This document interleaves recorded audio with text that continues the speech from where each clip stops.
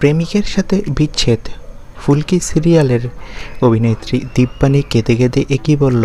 বিস্তারিত জানতে ভিডিওটি দেখুন। অভিনেত্রী দীপানি মণ্ডলের পরিচয় নতুন করে দর্শকদের কাছে না দিলেও চলে। এই মুহূর্তে অভিনেত্রীকে সকলে ফুলকি নামেই বেশি চেনেন।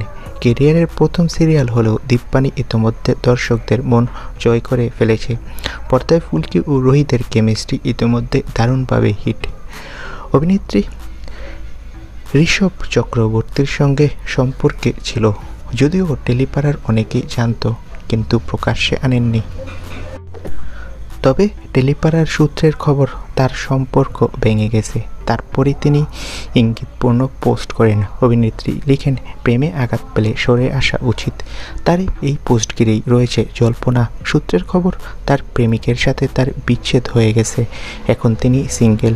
এখন তিনি কেরিয়ার নিয়ে ভাবতে চান। তো বন্ধুরা, এই বিষয়ে তোমাদের মন্তব্য কি? কমেন্ট করে জানাও। ধন্যবাদ।